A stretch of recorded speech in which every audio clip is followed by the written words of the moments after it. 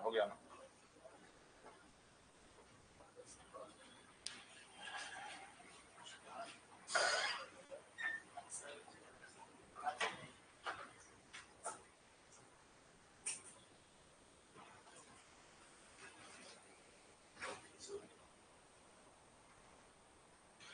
ठीक है, good morning everyone.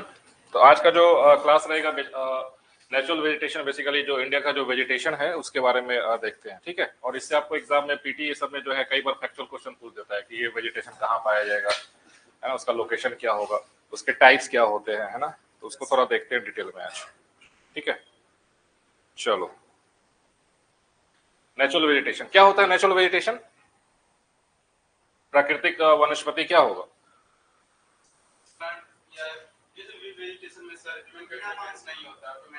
हाँ, मतलब विदाउट ह्यूमन इंटरफेरेंस जो है कहीं पे अगर कोई प्लांट, कोई वेजिटेशन, कोई फॉरेस्ट अगर ग्रो कर जाता है तो उसको हम लोग नेचुरल वेजिटेशन उसको बोलते हैं। ठीक है, बाकी अगर हम लोग नेचुरल वेजिटेशन को क्लियर करके और वहां पे कुछ और फॉरेस्ट को अगर इंट्रोड्यूस कर देंगे तो क्या कहेंगे? प्लांटेशन उसको बेसिकली बोलेंगे, है ना, प्लांटेशन हो जाएगा। ठीक है, so natural vegetation refers to plant life that grows in an area without human intervention। यानी कि प्राकृतिक वनस्पति से तात्पर्य उस वनस्पति से है जो किसी क्षेत्र में बिना मानव हस्तक्षेप के प्राकृतिक रूप से उगती है ना। सो उसको नेचुरल वेजिटेशन बोलेंगे। अच्छा, नेचुरल वेजिटेशन किसी भी रीजन का किन सब फैक्टर्स पे डिपेंड करेगा? अगर उस पर कोई भी ह्यूमन इंटरफेरेंस नहीं है तो किस फैक्टर्स की वजह से कहीं का वेजिटेशन जो है, जो टाइप्स है वो डेवलप होगा? क्या सब फैक्टर्स पे डिपेंड करता है? हाँ, मतलब आप कह सकते हो कि वेजिटेशन किसी भी रीजन का जो है क्लाइमेट और सॉइल के कंडीशंस के ऊपर है, सो मेन डिपेंडेंट होगा, है ना। Climatic conditions and soil conditions. Climatic conditions basically कि वहां पे टेम्परेचर कितना है, तापमान कैसा है ना। प्रेसिपिटेशन यानी कि वर्षण कितना है, प्रेसिपिटेशन कितना है। तो आप कह सकते हो कि वेजिटेशन किसी भी रीजन का अगर आप देखोगे तो वहां से उसके क्लाइमेट का आइडिया आपको है सो हो जाएगा, है ना। वेजिटेशन को देख करके क्लाइमेट का आइडिया आप लगा सकते हो।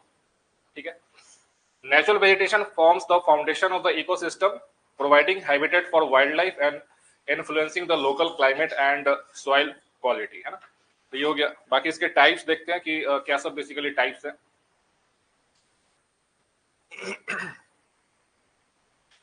India is a land of great variety and natural vegetation. सही बात है कि इंडिया में आप देखो, जब हम लोग क्लाइमेट का चैप्टर पढ़ रहे थे तो कई तरह के डिफरेंट क्लाइमेट्स जो है इंडिया में पाए जाएंगे। तो उसी हिसाब से आपको वेजिटेशन जो है, वनस्पति है, वो भी चेंज होता रहेगा इंडिया में, है ना। तो उसके लोकेशन को आप देखते हैं कि कहाँ पे किस तरह का वेजिटेशन है सो प्रोमिनेंट है और उसके क्या सभी टाइप्स हैं। So depending upon the variations in the climate and the soil, the vegetation of India changes from one region to another. कहने का मतलब है कि जलवायु और मिट्टी में भिन्नता के आधार पर भारत की वनस्पति एक क्षेत्र से दूसरे क्षेत्र में बदलती रहती है। ठीक है, जैसे कि अगर आप हिमालय के हाइट्स पे बात करो तो वहां पे क्या होगा?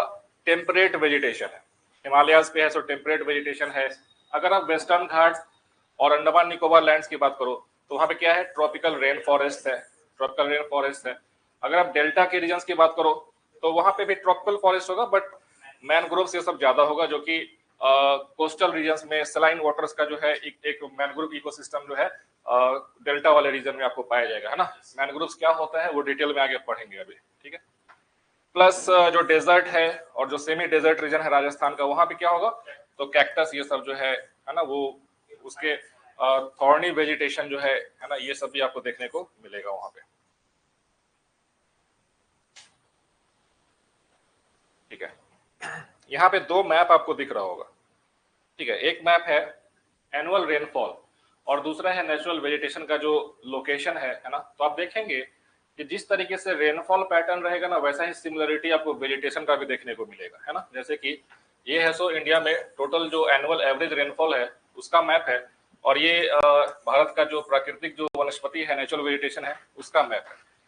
तो अगर इंडिया में सबसे हाईएस्ट रेनफॉल रीजन की बात की जाए तो कौन से रीजन है जहां पे सबसे ज्यादा बारिश होगी, है ना। तो आप यहाँ पे देखो, ये जो मोर देन 200 सेंटीमीटर जो रेनफॉल का जो जोन है, जो काफी डार्क वाला है, तो आप देखिए यहाँ पे है। ठीक है, वेस्टर्न घाट्स है, प्लस मेघालय प्लेटू, है ना, कुछ आसाम प्लेटू पार्ट हो जाएगा नॉर्थ ईस्ट, है ना। और नीचे में अंडमान निकोबार आइलैंड्स है, यहाँ पर भी आपको कुछ इस तरीके का रेनफॉल, और लक्षद्वीप में भी है सो सेम इसी तरीके का रेनफॉल आपको देखने को मिलेगा। दैट मीन्स कि वहां पे 200 सेंटीमीटर से ज्यादा का जो बारिश है ना, आपको देखने को मिलेगा इन सारे रीजन्स में। तो यहाँ पे फॉरेस्ट जो है सो कैसा डेवलप होगा, हाँ, एवरग्रीन फॉरेस्ट। तो आप देखो यहाँ पे tropical evergreen and semi evergreen forest, सबसे नीचे वाला जो है दिस रीजन, ये यहाँ पे आपको दिखाया गया, ठीक है, यहाँ पर है, यहाँ पर आपको दिखेगा, है ना। प्लस अंडमान निकोबार आइलैंड्स में भी है और यहाँ पर भी लक्षद्वीप में भी, है ना। तो रेनफॉल पैटर्न्स की वजह से आपको इंडिया में जो वेजिटेशन का जो है कवर वो भी चेंज होता रहेगा। यहाँ पर आपको एक 100 सेंटीमीटर का जो है एक आइसो हाइट आपको देखने को मिलेगा। ये है आइसो हाइट, क्या होता है,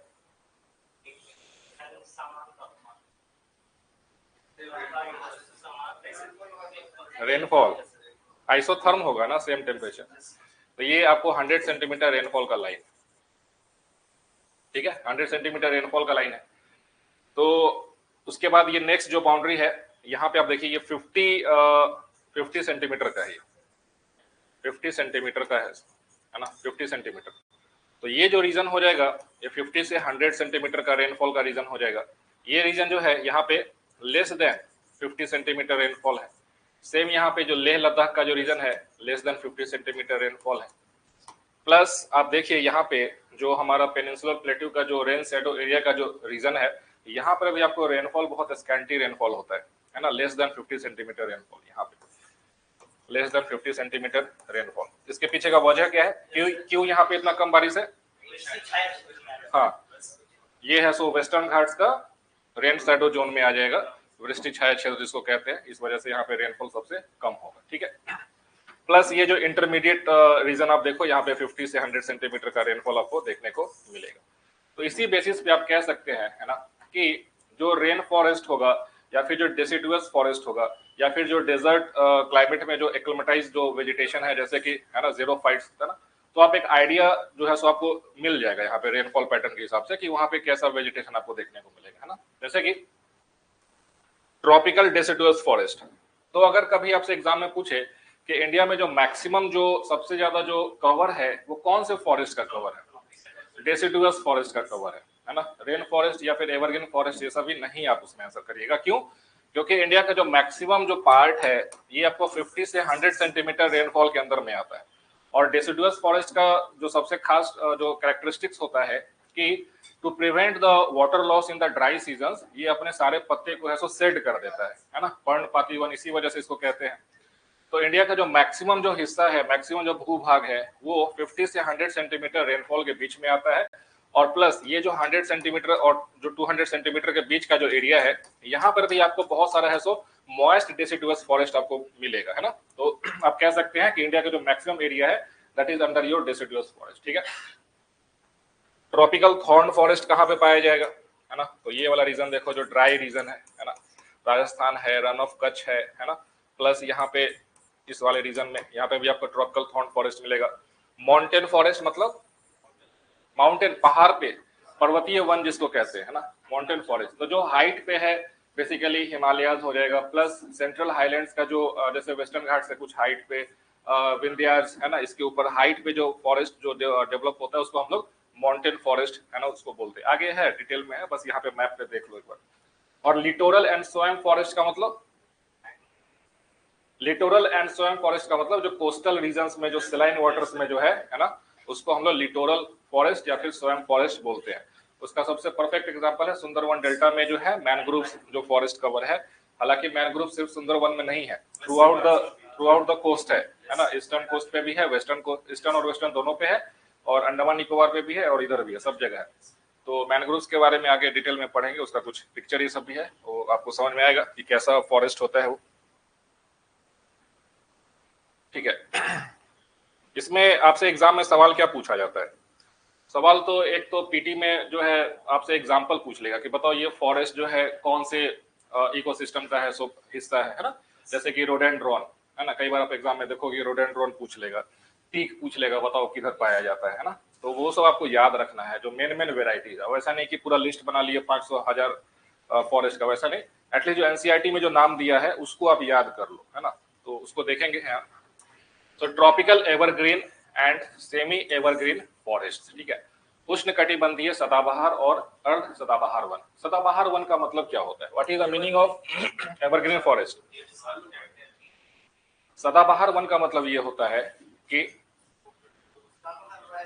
हाँ, एवरग्रीन फॉरेस्ट का मतलब ये होगा कि उसका कोई एक डेफिनेट सीजन नहीं होता है अपने लीव्स को शेड करने का, है ना ही उसका कोई डेफिनेट फ्लावरिंग सीजन होता है, ना ही उसका कोई डेफिनेट फ्रूट्स उगने का सीजन होता है ना। ये थोड़ा आश्चर्य वाला बात लग रहा है, लेकिन इसके पीछे का रीजन ये है कि उस रीजन में सालों भर है सो आपको सनलाइट मिलता है और सालों भर मॉइस्चर प्रेजेंट रहता है। इस वजह से उस पेड़ को जो है अपने पत्ते को गिराने का आवश्यकता नहीं है ना। तो जिस तरीके से उसके पेड़ जैसे कोई भी लीव्स है वो जब आउटग्रो कर जाएगा, अपना लाइफ साइकिल कंप्लीट हो जाएगा, तब वो सेट हो जाएगा अपने आप। लेकिन बाय डिफॉल्ट ऐसा नहीं कि ये सीजन आने वाला है तो चलो सारा का सारा पत्ता है सो गिर गया, ऐसा नहीं होगा वहां पे। लेकिन जो डेसिडुअस फॉरेस्ट होगा वहां पे ड्यूरिंग द समर्स जो है, समर्स के पहले वो ऑलरेडी सारे लीव्स को सेट कर देगा, है ना, to prevent the moisture loss, ठीक है। So these forests are found in the western slope of the Western Ghats. Western slope, देखो ये आपसे एग्जाम में पूछा जा सकता है कि, है ना, स्टेटमेंट लिख देगा कि वेस्टर्न घाट्स के ईस्टर्न स्लोप पे है सो एवरग्रीन फॉरेस्ट पाया जाता है। गलत हो जाएगा वो स्टेटमेंट। इसके पीछे का वजह क्या है? सपोज ये हमारा वेस्टर्न घाट है, ठीक है, वेस्टर्न घाट इधर है सो अरेबियन सी है ना, अरेबियन सी है, और इधर हमारा डेक्कन प्लेटू लिख देते हैं, ठीक है। तो वेस्टर्न घाट का है सो वेस्टर्न स्लोप किधर होगा? ये वाला साइड में वेस्टर्न स्लोप है, और ये है सो पूर्वी ढाल है, ठीक है। तो यहाँ पे सबसे ज्यादा बारिश हमने देखा कि साउथ वेस्ट मानसून की वजह से, है ना, और रीजनल जो विंड्स होते हैं उसकी वजह से यहाँ पे बहुत ज्यादा बारिश होते रहता है। तो वेस्टर्न घाट के पश्चिमी ढाल पे आपको एवरग्रीन फॉरेस्ट है सो देखने को मिलेगा, है ना। लेकिन इधर क्या होगा, ये रेन शैडो एरिया में आ जाएगा। यहाँ पे जो रेनफॉल होगा वो 200 सेंटीमीटर नहीं होगा, है ना, 70 से 100 के बीच में है सो रेनफॉल होगा। तो इधर वाले साइड में आपको डेसिडुअस फॉरेस्ट आपको देखने को मिलेगा, है ना। तो ये एक बायोडाइवर्सिटी जोन भी इसी वजह से हो जाता है वेस्टर्न घाट्स, क्योंकि वहां पे आपको जिस तरीके से रेनफॉल का वेरिएशन है उस तरीके से वहां पे बहुत अलग अलग टाइप्स के फॉरेस्ट ट्रीज ये सब भी पाए जाते हैं ना। तो बायोडाइवर्सिटी हॉटस्पॉट है आपका वेस्टर्न घाट जो है सो, ठीक है। Plus north eastern region and the Andaman and Nicobar islands, यहाँ पे आपको एवरग्रीन रेन फॉरेस्ट आपको देखने को मिलेगा नॉर्थ ईस्टर्न रीजन में भी, खास करके मेघालय प्लेटू में, है ना, और अंडमान निकोबार आइलैंड्स में, ठीक है। They are found in warm and humid areas with an annual precipitation of over 200 centimeter. Power cut, ठीक है। तो rain forest basically evergreen forest है सो कहां पर पाया जाएगा? तो जहां पे एनुअल रेनफॉल 200 सेंटीमीटर से ज्यादा हो और एनुअल टेम्परेचर जो है 22 डिग्री सेल्सियस से ऊपर हो, यानी कि टेम्परेचर भी ज्यादा है और मॉइस्चर जो है रेनफॉल भी ज्यादा है। इसके वजह से वहां पे आपको सबसे ज्यादा रेन फॉरेस्ट देखने को मिलेगा, ठीक है। एवरग्रीन रेन फॉरेस्ट का सबसे खासियत क्या होता है रेन फॉरेस्ट का, या फिर जो सदाबहार वन है उसका खासियत क्या होता है? वो क्लाइमेट वाला क्लास याद करो जहां पे हम ये सब चीज डिस्कस किए थे, है ना, कि रेन फॉरेस्ट का जो होगा, एवरग्रीन फॉरेस्ट का जो होगा, इसमें जो ट्रीज होते हैं इसका हाइट काफी ज्यादा होता है ना, बहुत ज्यादा हाइट होगा ट्रीज का। प्लस ऊपर में एक कैनोपी लेयर फॉर्म करता है, कैनोपी, है ना। तो आप कह सकते हो कि जो एवरग्रीन फॉरेस्ट होगा, है ना, इसमें ट्रीज का जो हाइट होगा काफी ज्यादा होगा, हाँ, height of the trees are more, height of the trees are more, ठीक है। प्लस यहाँ पे क्या होगा, कैनोपी फॉर्म होगा। कैनोपी फॉर्म होता है, मतलब कैनोपी मतलब कि ऊपर से आपको एक परत दिखेगा, जैसे कि लगे कि हरा परत पूरा है सो बिछा हुआ है ना, उसको कैनोपी बोलेंगे। प्लस यहाँ पे क्लाइंबर्स, क्रीपर्स, है ना, ये सब भी आपको देखने को मिलेगा, क्लाइंबर्स एंड क्रीपर्स, इपीफाइट्स बोलते हैं उसको, इपीफाइट्स भी होता है, इपीफाइट्स, ठीक है, ये सब आपको देखने को मिलेगा। प्लस जो ट्रीज होते हैं यहाँ पे, इसके बीच बीच में इंटरमीडिएट लेवल का भी है सो ट्रीज रहेगा, तो आपको एक लेयर जो है सो दिखाई देगा, है ना, हाइट के हिसाब से जोनेशन, तो क्या बोलते, स्ट्रेटिफिकेशन बोलते हैं उसको, stratification, different strata of the trees, stratification. तो ये सब भी आपको प्रॉपर्टीज है एवरग्रीन फॉरेस्ट का, है ना, जो कि आपको वेस्टर्न घाट्स में दिखाई देगा, मेघालय प्लेटू ये सब में दिखाई देगा, है ना। सो वही पॉइंट यहाँ पे लिखा गया है। So tropical evergreen forests are well stratified with layers closer to the ground and are covered with shrubs and creepers with short structured trees followed by tall variety of trees. In these forest trees reach great heights up to 60 meter or above, है ना। तो उष्णकटिबंधीय सदाबहार one अच्छी तरह से एक स्तरीकृत होते हैं जिसमें परतें जमीन के करीब होती हैं और झाड़ियों और लताओं के से ढके हुए होते हैं, जिनमें छोटे संरचित पेड़ों के बाद कई तरह के लंबे पेड़ होते हैं। और इन जंगलों में पेड़ जो है 60 मीटर या उससे अधिक ऊंचाई तक पहुंचते हैं, है ना। तो जो टॉलेस्ट जो ट्रीज होगा वो कहाँ पे होगा, तो वेस्ट मतलब कि जहाँ पे एवरग्रीन फॉरेस्ट है वहां पे आपको है सो टॉलेस्ट ट्रीज आपको पाए जाएंगे, ठीक है।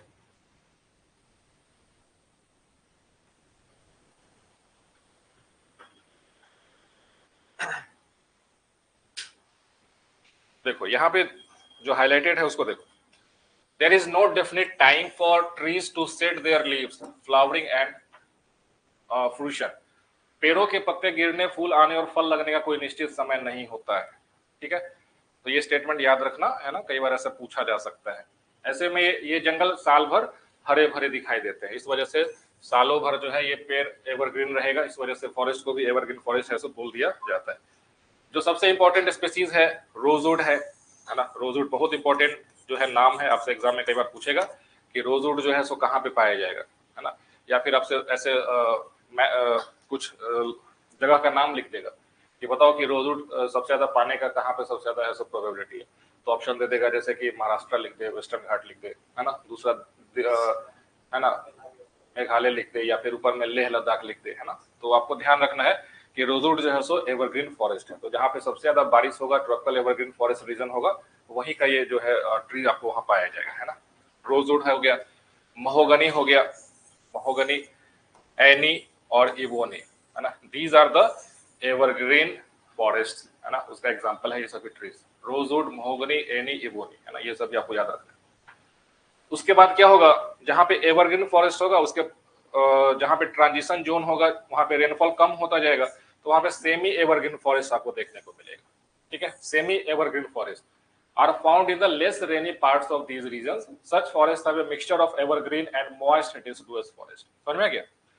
तो जो ट्रांजिशन एरिया होगा या फिर जो एवरग्रीन फॉरेस्ट का जो रीजन है, कुछ वैसे रीजन होंगे जहाँ पे रीजनल वेरिएशंस की वजह से बारिश कम हो जा रहा होगा, तो वहां पे आपको सेमी एवरग्रीन फॉरेस्ट दिखाई देगा। और सेमी एवरग्रीन फॉरेस्ट में किस तरह का फॉरेस्ट होगा, तो एवरग्रीन फॉरेस्ट का भी टाइप्स होगा और प्लस मॉइस्ट डिसिडुअस का भी टाइप्स वहां पे पाया जाएगा, है ना। जैसे कि कुछ एग्जांपल्स सेदार, होलोक, है ना, केल, ये सभी आपको सेमी एवरग्रीन फॉरेस्ट का सो एग्जांपल है, ठीक है।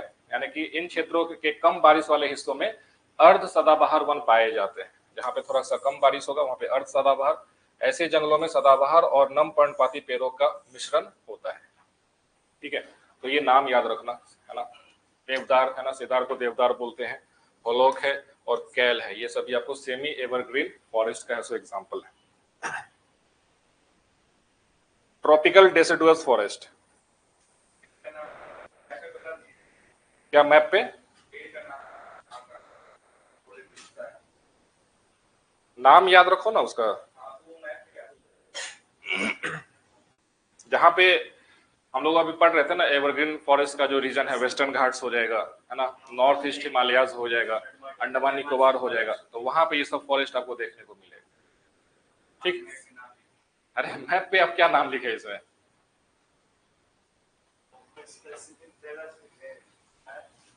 देखो देखो मैप पे देखो तो यहाँ वाले रीजन में देखो, यहाँ जो है रोजवुड ये सब इबोनी महोगनी यहाँ पे पाया जाएगा, इस वाले रीजन में आपको देखने को मिल सकता है, अंडमान निकोबार पे आपको देखने को मिल सकता है, लक्षद्वीप में आपको देखने को मिल सकता है, ठीक है। लेकिन हाँ अब हिमालय के हाइट्स पे नहीं दिखेगा, डेजर्ट्स में राजस्थान में नहीं दिखेगा, या फिर इंटीरियर्स ऑफ द या फिर सेंट्रल हाईलैंड्स में नहीं दिखेगा। समझ में आ गया, है ना। तो ऐसे करके जो जैसा वेजिटेशन जिस क्लाइमेट का है, तो क्लाइमेट समझ जाओ कि भारत में कौन सा क्लाइमेट जलवायु कहाँ पे किस तरीके का है, उस हिसाब से वेजिटेशन भी, है ना, आइडेंटिफाई खुद कर सकते वहां पे कर सकते हो, ठीक है। ट्रॉपिकल डेसिडुअस फॉरेस्ट, डेसिडुअस का मतलब क्या होता है, पर्णपाती, यानी कि जो कि एक डेफिनेट टाइम में जो है अपने लीव्स को शेड करेगा, है ना, shed their leaves in a particular time of the year, shed leaves during a particular time of the year. अभी जैसे देखो ना, बिहार में ही या फिर कहीं पे भी अभी घूमने जाओ मानसून में, तो सब जगह हरा भरा दिखाई देगा, है ना। लेकिन अप्रैल मई में क्या दिखता है, सब जगह एकदम बंजर टाइप का दिखाई देगा, है ना। पेड़ पे पत्ता ही नहीं है, बस नीचे पूरा जो है सारा पत्ता गिरा पड़ा है। इसकी वजह से आग वाग भी लग जाता है, फॉरेस्ट फायर भी हो जाता है ना। तो ये सब रीजन है। सो tropical deciduous forest shed leaves during a particular time of the year, और क्यों? To prevent the moisture loss, to prevent the moisture loss, moisture loss ये हो जाएगा। These are the most wide spread forest in India. ठीक है, देखो सबसे ज्यादा वाइड स्प्रेड, सबसे ज्यादा व्यापक वन कौन सा है? तो यही उष्णकटिबंधीय पर्णपाती वन, है ना। तो ये स्टेटमेंट है, एनसीईआरटी का है, याद रखना। और ये कभी भी एग्जाम में है तो पूछा जा सकता है। दूसरा, ऐसे फॉरेस्ट को हम लोग क्या बोलते हैं? मॉनसून फॉरेस्ट भी बोलते हैं। मॉनसून वन किसको बोलेंगे? तो ट्रॉपिकल डेसिडुअस फॉरेस्ट को है सो मॉनसून वन भी बोला जाएगा। ठीक है। They spread over the regions which receive rainfall between 70 से 200 सेंटीमीटर एनुअल रेनफॉल, यानी कि ये एनुअल रेनफॉल की बात कर रहा है। 70 से 200 का जो रीजन है वहां पे आपको डेसिडुअस फॉरेस्ट है सो पाया जाएगा। अब देखो, जो ट्रॉपिकल डेसिडुअस फॉरेस्ट होगा, तो ट्रॉपिकल वर्ड है, ट्रॉपिकल मतलब कि कौन से लैटिट्यूड पे कौन से पाया जाएगा, तो जो ट्रॉपिकल लैटिट्यूड है वहां पे पाया जाएगा, है ना। अब इसमें जो रेनफॉल का वेरिएशन है, देखो 70 से 200 के बीच में दिया है ना। तो इसको हम लोग दो पार्ट में डिवाइड कर सकते हैं। एक हो जाएगा मॉइस्ट डेसिडुअस फॉरेस्ट, एक ड्राई डेसिडुअस फॉरेस्ट, है ना। तो मॉइस्ट और ड्राई में इसको है डिवाइड कर देते हैं। मॉइस्ट का मतलब कि जहां पे 100 से 200 या फिर 150 से 200 सेंटीमीटर रेनफॉल हो जाए, और जहां पे 70 से 100 के बीच में रेनफॉल हो जाए, इसको ड्राई डेसिडुअस बोलेंगे, और दूसरे को मॉइस्ट डेसिडुअस हम लोग बोलेंगे। समझ में आ गया, है ना। तो आप देख सकते हो, पानी की उपलब्धता के आधार पर इन वनों को आर्द्र और शुष्क पर्णपाती वनों में विभाजित किया जाता है। आर्द्र मतलब कि जहां पे आपको 150 से 200 सेंटीमीटर के अराउंड कुछ रेनफॉल हो जाए, है ना, एनुअल रेनफॉल। और जो शुष्क है यानी कि ड्राई है, दैट मींस कि 70 से 120 सेंटीमीटर एनुअल रेनफॉल हो जाएगा, वहां पे आपको शुष्क पर्णपाती यानी कि ड्राई डेसिडुअस फॉरेस्ट है सो पाया जाएगा। ठीक है। उसका उस हिसाब से ना जो ट्रीज का जो वेराइटी है वो भी चेंज हो जाता है। पावर आ गया है क्या? ठीक है, तो वो उस हिसाब से चेंज हो जाएगा।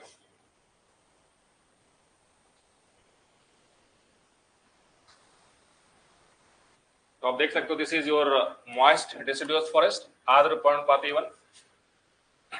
आर्द्र पर्णपाती वन उन क्षेत्रों में अधिक पाए जाते हैं जहां पर 100 से 200 सेंटीमीटर के बीच है सो वर्षा होती है। एनुअल रेनफॉल की बात किया जा रहा है यहाँ पे, है ना, ऐसा नहीं कि सीजनल, एनुअल रेनफॉल का बात किया जा रहा है। तो the moist deciduous forests are more pronounced in the regions which record rainfall between 100 से 200 centimeter. These forests are found in the northeastern states along the foothills of Himalayas, eastern slopes of the western Ghats। देखो, eastern slopes of the western Ghat, है ना, और western slope रहता तो evergreen forest हो जाता। तो ईस्टर्न स्लोप पे है सो मॉइस्ट डेसिडुअस फॉरेस्ट, है ना। एंड उड़ीसा, मतलब कि जो भी रीजन जहां पे हमने 100 से 200 सेंटीमीटर का रेनफॉल देखा अभी वाले मैप पे, वहां पे आपको मॉइस्ट डेसिडुअस फॉरेस्ट है सो पाया जाएगा। जैसे कि परफेक्ट एग्जांपल है इसका टीक। टीक मतलब सागौन, है ना। साल, शीशम, शीशम जो है मॉइस्ट डेसिडुअस, हालांकि ये सब भी कई बार ड्राई में भी पाया जाता है, but mainly moist deciduous forest का। चूंकि एनसीईआरटी में लिख दिया है ना, एग्जाम में कभी पूछे अगर ऐसा, तो इसी के हिसाब से आंसर करना है। ठीक है ना। हुर्रा, महुआ, है ना, आमला, सेमल, कुसुम एंड सैंडलवुड मतलब कि चंदन, है ना। सैंडलवुड मतलब कि चंदन, है ना। तो ये सभी है इस वनों की मुख्य प्रजातियां हैं। सागौन है, साल है, शीशम है, हुर्रा, महुआ, आंवला, है ना। ये कई बार आपसे एग्जाम में पूछता है कि आंवला जो है सो कहाँ पे, कौन से वेजिटेशन का हिस्सा है, तो आर्द्र पर्णपाती वन यानी कि मॉइस्ट डेसिडुअस फॉरेस्ट का एग्जाम में कई बार पूछता है। बाकी ये सब तो काफी फेमस है, ये तो आपको आए दिन हमेशा पूछते ही रहता है ना, कि टीक, साल, शीशम ये सब है, कौन से फॉरेस्ट का है, सो हो जाएगा, है ना। तो याद रखना मॉइस्ट डेसिडुअस फॉरेस्ट का है।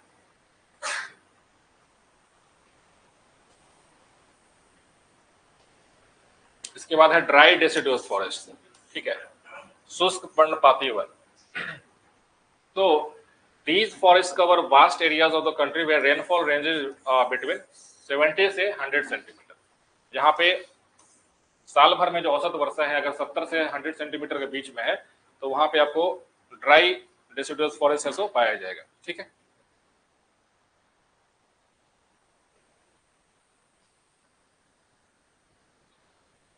तो कई बार आपको ना एग्जाम में ना कंफ्यूज कर दिया जाता है, जैसे कि लिख देगा वहां पे 70 से 100 मिलीमीटर एनुअल रेनफॉल, समझ में गया? तो ये डेटा ये देखना कि किस में दिया हुआ है ना। कई बार एग्जाम में स्टेटमेंट आपको ऐसे फंसा देगा कि जो ड्राई डेसिडुअस फॉरेस्ट है they are found in the regions having annual rainfall of 70 to 100 millimetre. ठीक, अब ये तो 70 से 100 ध्यान में रहता है, लेकिन सेंटीमीटर था कि मिलीमीटर था कि क्या था आदमी भूल जाता है, तो उसके वजह से गलत हो जाता है कई बार, है ना। ऐसा ट्रिक वो लोग एग्जाम में कर देते हैं। तो याद रखना ये सेंटीमीटर है, मिलीमीटर नहीं है। अगर मिलीमीटर में होता तो 700 से 1000 हो जाएगा, है ना। तो ये ध्यान रखना। On the wetter margins, it has a transition to the moist deciduous, while on the drier margins to the thorn forest, है ना। ये क्या कह रहा है?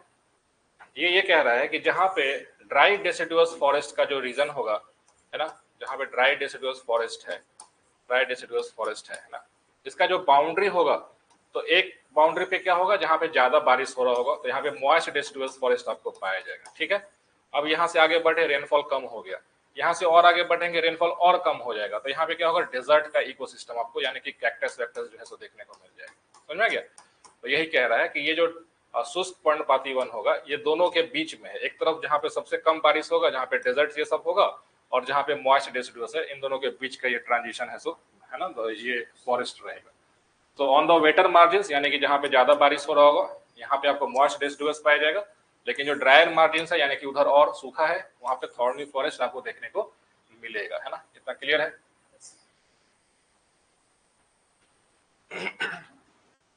These forests are found in the rainier areas of the peninsula and the plains of Uttar Pradesh and Bihar, है ना। In the higher rainfall regions of the peninsular plateau and the northern Indian plain, these forests have a parkland landscape. ये important term है। क्या होता है parkland? Parkland landscape क्या होता है, किसी को पता है? पार्कलैंड परिदृश्य क्या होता है बताओ।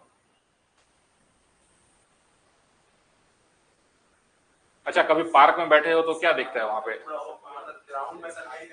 हाँ, उसको पार्कलैंड इकोसिस्टम बोलते हैं। जैसे कि कभी पार्क में जाओ तो क्या होगा, पूरा घास जो है बिछाया रहेगा, फिर बीच में कहीं कहीं पे ट्रीज होगा, है ना। तो वैसा अगर कहीं पे फॉरेस्ट है उसको पार्कलैंड इकोसिस्टम बोलते हैं। इसका परफेक्ट एग्जांपल है सवाना इकोसिस्टम। समझ में गया? सवाना जो है सो ड्राई बेसिकली डेसिडुअस फॉरेस्ट के एग्जांपल है, और वहां पे भी आपको देखो तो बीच बीच में जो है ट्रीज कहीं कहीं पे पाए जाएंगे और प्लेन में आपको घास बेसिकली रहेगा, है ना। तो वैसा जो सिस्टम है कहाँ पे, ड्राई डेसिडुअस फॉरेस्ट का है। तो अगर कभी एग्जाम में पीटी में अगर ये सवाल पूछे कि जो पार्कलैंड लैंडस्केप है, हो सकता है इसका डेफिनेशन ही पूछ ले कि इसका मतलब क्या होता है ना। तो इसका मतलब ये होगा कि जो किसी भी एरिया में अगर कहीं पे ग्रासलैंड है और बीच बीच में जो डिस्पर्स्ड ट्रीज हैं, वैसे लैंडस्केप को हम लोग पार्कलैंड लैंडस्केप बोलते हैं, है ना। तो जाहिर सा बात है कि जहां पे पेड़ कम है तो वहां पे बारिश कम हो रहा होगा, अगर बारिश बहुत ज्यादा होता तो फिर एवरग्रीन टाइप का फॉरेस्ट हो जाता है ना। तो ड्राई डेसिडुअस रीजन का जो है कैरेक्टरिस्टिक्स है पार्कलैंड इकोसिस्टम। ठीक है, ये याद रखना। ये एनसीईआरटी का है, इस वजह से इंपॉर्टेंट हो जाता है, किसी भी एग्जाम में पूछा जा सकता है। ठीक है, so parkland landscape with open stretches in which teak and other trees are interspersed with patches of grass are common, यानी कि घास रहेगा मोस्टली और कहीं कहीं पे जो टीक हो गया और इस तरीके से जो डेसिडुअस फॉरेस्ट है वो आपको वहां पे पाया जाएगा। ठीक है, as the dry season begins the trees shed their leaves completely and the forest appears like a vast grassland with naked trees all around, है ना। तो जब जाहिर सा बात है कि एक तो ड्राई रीजन का डेसिडुअस फॉरेस्ट है, वहां पे बारिश वैसे भी कम हो रहा है, तो ड्यूरिंग जब ड्राई सीजन होगा तो पूरा का पूरा पत्ता ही उसके ऐसे सेट हो जाएगा, तो कैसा लैंडस्केप दिखेगा कि पूरा बीच में मतलब घास है और बीच में पेड़ ऐसी बस तना के साथ में खड़ा है, कोई पत्ता उसके ऊपर है ही नहीं, है ना। तो ऐसा कुछ आपको देखने को मिलेगा। जैसे कि तेंदू जो है पलास है, तेंदू ट्री, पलास ट्री, अमलतास है, बेल है, खेर है, एक्सलवुड है, ये सभी कहाँ का एग्जाम्पल है? ड्राई डेसिडुअस फॉरेस्ट का एग्जाम्पल है ना। तो याद कर लो, tendu, palas, amaltas, bel, khair, axlewood are the common trees of these forests. In the western and southern part of Rajasthan, vegetation cover is very scanty due to low rainfall and over grazing, है ना। तो ये टाइप्स जो है इसको नोट कर लेना अपना, है ना। तेंदू प्लास ये सब जो है ड्राई डेसिडुअस फॉरेस्ट का एग्जांपल है, ठीक है। पार्कलैंड लैंडस्केप, है ना, अलग से मैंने नोट बना दिया है, एनसीईआरटी में दिया नहीं है ऐसे। पार्कलैंड प्रदेश एक प्रकार का प्रदेश जिसमें खुले घास के मैदान और बिखरे हुए पेड़ या पेड़ों के समूह होते हैं, ठीक है। It is characterized by a combination of open grasslands and scattered trees or groves.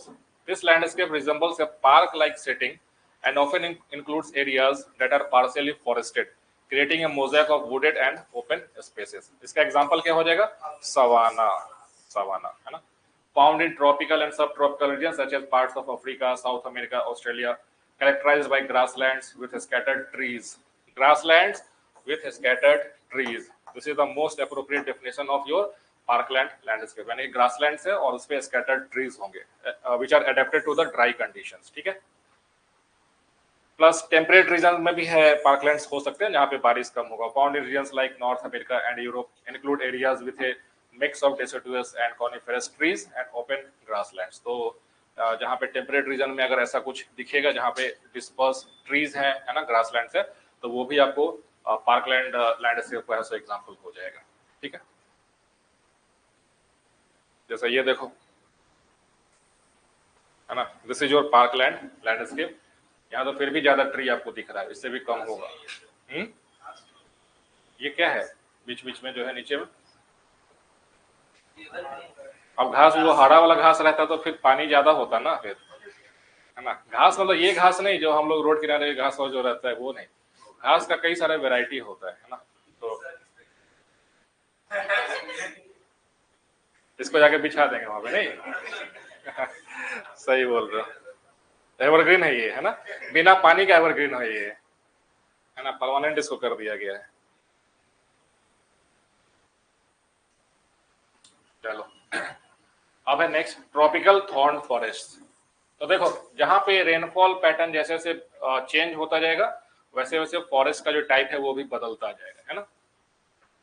तो जहां पे 50 सेंटीमीटर से कम औसत वर्षा होगा पूरे साल भर में, वैसे रीजन में आपको ट्रॉपिकल थॉर्न फॉरेस्ट यानी कि उष्णकटिबंधीय कांटेदार वन आपको देखने को मिलेगा, है ना, 50 सेंटीमीटर से कम वाले बारिश वाले क्षेत्र में, ठीक है। These consist of a variety of grasses and shrubs, है ना, यानी कि यहाँ पे घास और झाड़ियां जो है सो मोस्टली प्रोमिनेंट होगा, ठीक है। देखो एक चीज समझ लो कि ट्रीज का जो कंसंट्रेशन है वो रेनफॉल जहां पे सबसे ज्यादा है वहां पे सबसे ज्यादा होगा, और जैसे जैसे कम होता जाएगा घास का मैदान में परिवर्तित होता चला जाएगा। और बारिश कम कर दो तो अब कांटेदार जो है पत्ती वत्ती आपको देखने को मिल जाएगा, वहां पे थॉर्नी फॉरेस्ट देखने को मिल जाएगा, जो कि डेजर्ट में आप पहुंच गए जहां पे, ठीक है। सो कहां पे पाया जाएगा? तो जो कि सेमी एरिड एरियाज है जैसे कि वेस्ट पंजाब में, हरियाणा में, राजस्थान में, गुजरात में, मध्य प्रदेश में, उत्तर प्रदेश में, है ना। इवन आप झारखंड ये सब में भी जाओ तो बहुत सारा ऐसा रीजन है जहाँ पे आपको ऐसा जहाँ पे रेनफॉल सबसे कम होगा, है ना। जैसे कि आप रांची प्लेटू के पास में जाओ, इवन बोकारो इस सब में भी जाओगे तो आपको ऐसा थॉर्न फॉरेस्ट ये सब देखने को मिलेगा वहां से। हाँ उड़ीसा, मतलब जहाँ भी बारिश कम है वैसे रीजन में आपको ऐसा थॉर्नी फॉरेस्ट आपको देखने को मिलेगा, है ना। In these forests, plants remain leafless for the most part of the year and give an expression of scrub vegetation, ठीक है। इन वनों में पौधे वर्ष के अधिकांश समय पत्ती रहित रहते हैं और झाड़ीदार वनस्पति की अभिव्यक्ति मतलब देते हैं। और यहाँ पे इसका मेन रीजन क्या है? तो to prevent the moisture loss, है ना, to prevent the moisture loss, to prevent the moisture loss. Important species found are babool, ठीक है, बबूल का पेड़ हो गया, बेर का पेड़ हो जाएगा, है ना, वाइल्ड डेट पाम, खैर, नीम, है ना, खेजरी, पलास, पलास उधर भी था, ड्राई डेसिडुअस में भी था, है ना। तो ये सब आपको ध्यान रखना है ना। नीम ये सब जो है सो ट्रॉपिकल थॉर्न फॉरेस्ट का है।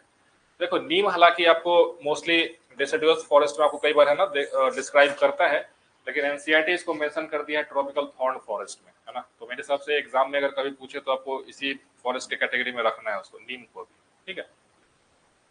जंगली खजूर, खैर, नीम, खेजरी, पलास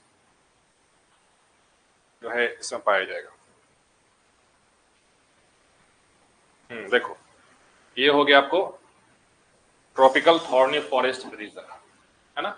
बस इसमें जो है जंगल झाड़ टाइप का बीच बीच में कहीं कहीं पर रहेगा, कांटेदार पत्ती सब रहेगा और एक आध पेड़ पौधा कहीं पे दिखाई देगा। ये आपको एक परफेक्ट एग्जांपल हो जाएगा जहाँ पे 50 सेंटीमीटर से कम जो है बारिश होने वाला है ट्रॉपिकल रीजन में, है ना, वैसा हो जाएगा। ठीक है।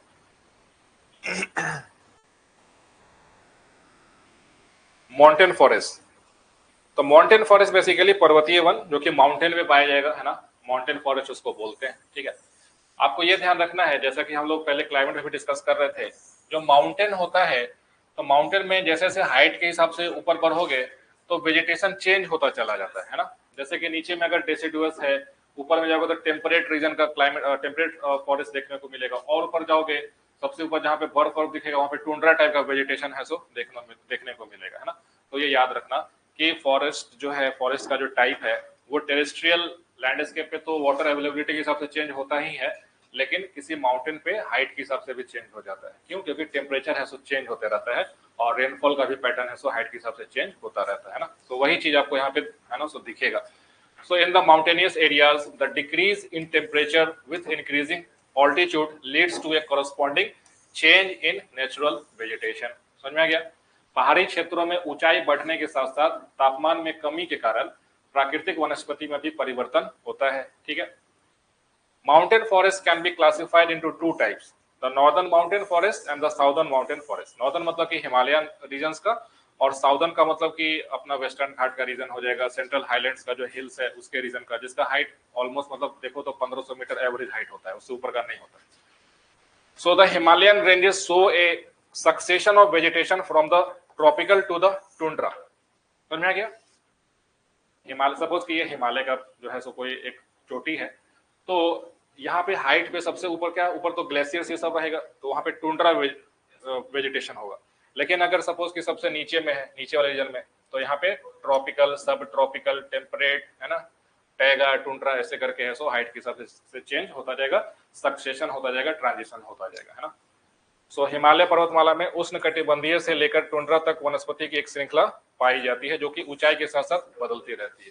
ठीक है। ये इंपॉर्टेंट कॉन्सेप्ट है, आपसे एग्जाम में कई बार ऐसा पूछता है।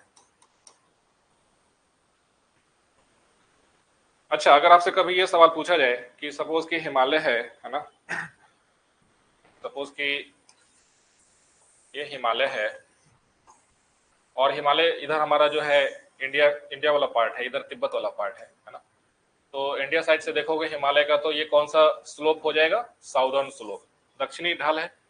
और अगर पीछे से जाके देखो इधर से तो नॉर्दर्न स्लोप है, नॉर्दर्न स्लोप है। तो जो ट्रीज फॉरेस्ट का जो डेंसिटी होगा वो साउदर्न साइड में ज्यादा है कि नॉर्दर्न साइड में ज्यादा है? इधर साउदर्न साइड में, दक्षिणी साइड में। क्यों? इसके पीछे का वजह क्या है? हाँ, तो इसमें देखो इसके पीछे का वजह क्या है कि ट्रॉपिक ऑफ कैंसर तो 23.5 डिग्री तक है, तो सोलर इंसोलेशन मैक्सिमम जो है सो साउदर्न हेमिस्फीयर से, साउदर्न फेस पे ज्यादा लगेगा, है ना। सो आप कह सकते हो कि जो हिमालय का जो दक्षिणी जो ढाल है जो कि भारत की तरफ से दिखाई देगा, इस पे आपको सोलर रेज जो है सो ज्यादा रहेगा, है ना, सोलर इंसोलेशन ज्यादा रहेगा। और प्लस यहाँ पे मानसून की वजह से बारिश वारिश भी ज्यादा होगा, स्नोफॉल भी ज्यादा होगा, तो इसी वजह से साउदर्न स्लोप पे आपको ज्यादा वेजिटेशन पाया जाएगा। लेकिन अगर आप उल्टा इधर चले जाओ नॉर्दर्न साइड में, तो वेजिटेशन उधर कम है उस साइड में, है ना। तो ये हाँ मतलब ड्राई रहेगा उधर, उस साइड अपोजिट साइड जो है उसको।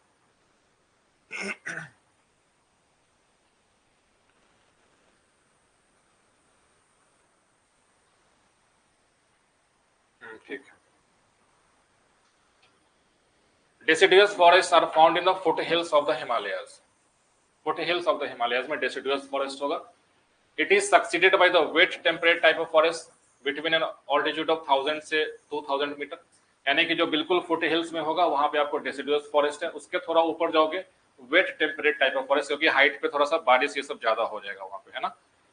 In the higher hill ranges of northeastern India, hilly areas of West Bengal, Uttaranchal, evergreen broad leaf trees such as oak, chestnut are predominant, है ना।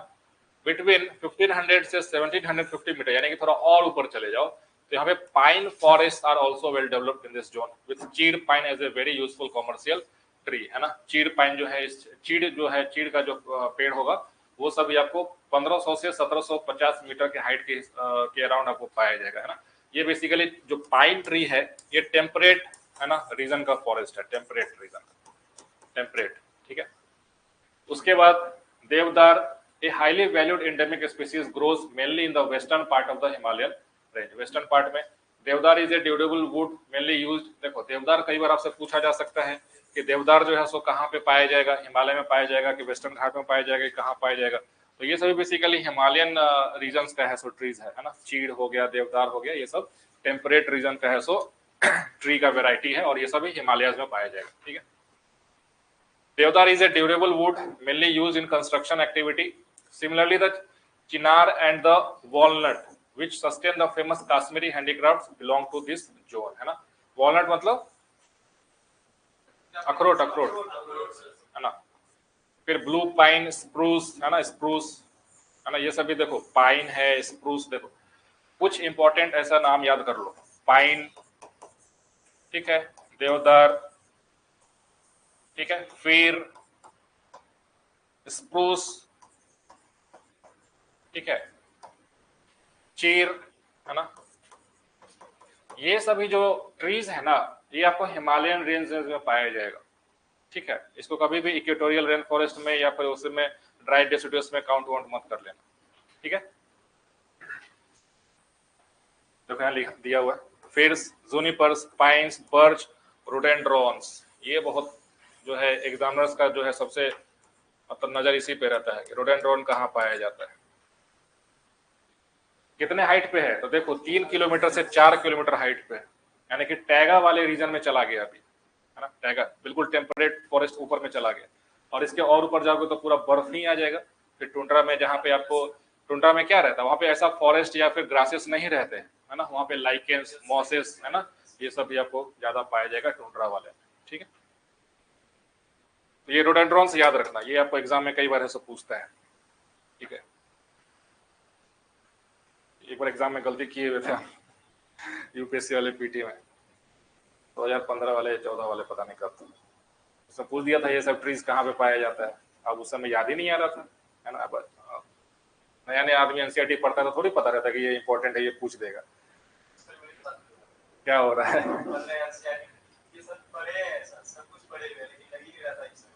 नहीं, तो पीवाईक्यूज देखोगे ना तो ये सब चीज दिखेगा उसमें, है ना। इस वजह से पीवाईक्यूज को काफी बढ़िया से कवर करो, है ना। नहीं तो वो पीवाईक्यूज के बिना जो है तैयारी मतलब इनकम्प्लीट हो जाएगा, है ना। एक बार फिर उसी में 15 वाले में ही था, हालांकि पीटी हो गया था, लेकिन जीएस जब पेपर क्वेश्चन करता है तो उस समय नहीं लगता है ना कि क्या है ना। 15 में था या कब था ध्यान नहीं है। एक सवाल पूछा था कि खराई कैमल्स क्या होते हैं, देखिए वो सवाल नहीं, क्या हुआ जी आगे मतलब इंटरेस्टिंग कहानी कथा प्रवचन हो रहा है इसीलिए है। अब बाकी जब पढ़ाई चल रहा था तो पीछे समझ रहे हैं, ठीक। वैसे भी तो उसमें सवाल पूछा कि खराई कैमल्स क्या होता है, उसके ऊपर सवाल था खराई कैमल्स, नाम सुने हो? नहीं, नहीं देखे, इसका मतलब कि पीवाईक्यू भी नहीं पढ़ देखते हो, है ना।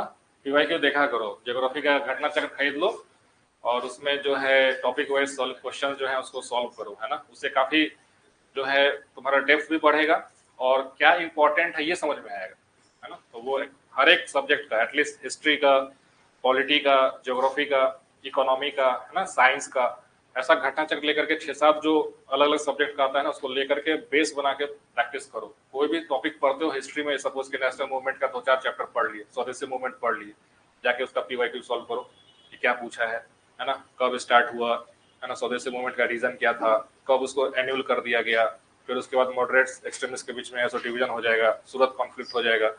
कहने का मतलब है कि कोई भी चीज पढ़ो तो उसको जाके प्रैक्टिस करो, और प्रैक्टिस करने का सबसे अच्छा तरीका है पीवाईक्यूज, है ना। ऑलरेडी है सो 40-50 साल का जो है सो क्वेश्चन बैंक उसमें आपको मिल जाता है, बहुत पुराना क्वेश्चन भी, नया क्वेश्चन भी। तो उसको प्रैक्टिस करोगे तो आपको समझ में आएगा कि मतलब क्या पढ़े हो और क्या एग्जाम के लिए इंपॉर्टेंट है ना। हाँ, तो सवाल ये था कि खराई कैमल्स क्या होते हैं, ठीक है। अब हम लोग सोच रहे हैं कि यार ये क्या सवाल पूछ दिया है, यूपीएससी तो है ही नोटोरियस, हर बार एग्जाम में देखोगे तो कुछ एक नया स्पेसीज का इजाद करता है। तुमको लगे अच्छा ये भी पृथ्वी पे एग्जिस्ट करता है ऐसा कुछ, है ना। हर साल ऐसा होगा, इकोलॉजी वाले सवाल में देखोगे दो चार ऐसा स्पीसीज का नाम रहेगा कि तुमको आश्चर्य हो जाएगा कि अरे यार इतना ये सब क्या है। तो अब उसके पीछे का रीजन है कि फॉरेस्ट सर्विसेज का कंबाइंड पीटी लेता है ना, तो इकोलॉजी और इन्वायरमेंट का सवाल वैसा आने लगता है। तो खराई कैमल्स के ऊपर सवाल था कि select the correct statements with respect to the Kharai camels, है ना। अब उसमें शायद एक लोकेशन उसका गलत दे दिया था, फिर वो क्या, तो वो सवाल छोड़ दिए थे कि भाई उतना नहीं पता हमको कौन खराई कैमल कौन गधा क्या है नहीं पता है। बाद में जब देखे कि क्या होता है एक्चुअल में, तो खराई कैमल्स बेसिकली जो है रन ऑफ कच्छ वाले रीजन में आप देखोगे, है ना, पाया जाता है। लोग उसको पालते वालते भी हैं, और वो उसका सबसे जो मेन जो उसका कैरेक्टरिस्टिक की खराई क्यों नाम है, खराई इस वजह से, खारे पानी की वजह से, वो ओशन में है सो तैर करके और मैनग्रोव्स को खाने जाता है, समझ में गया। इसी को बोलते हैं खराई कैमल्स, ठीक है। तो उसके ऊपर है सो सवाल पूछे हुए था, खराई कैमल्स, है ना, खराई ऊंट।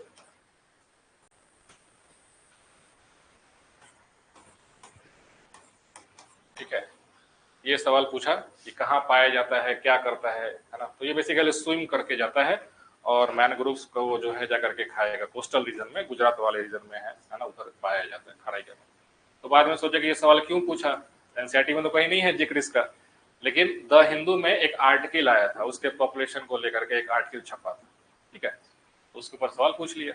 इसलिए बोलते हैं कि पेपर में कुछ अगर ऐसा अतरंगी टाइप कुछ दिखे ना, कि नया मेढक कहीं पे पाया गया है, नया जो है स्पेसीज कहीं पे डिस्कवर हुआ है, उसको नजर रखो। उसके ऊपर स्टेट पीसीएस तो नहीं, लेकिन यूपीएससी का नजर रहता है ना, वो उसका सवाल वहां से बना देगा, है ना। तो ये सब चीज जो है एग्जाम में कई बार मतलब आ जाता है। इस वजह से एटलीस्ट एनसीईआरटी में जो सब वेराइटीज का नाम वाम रहता है, उसको तो बिल्कुल ही नोट वोट करके कहीं पे चिपका लो, है ना।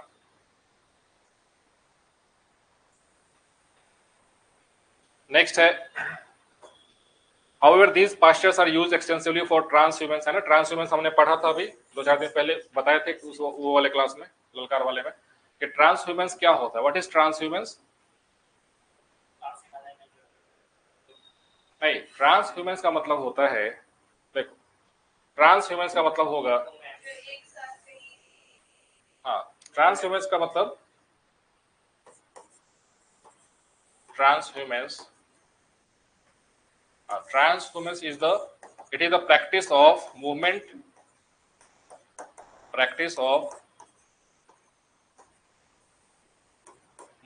of people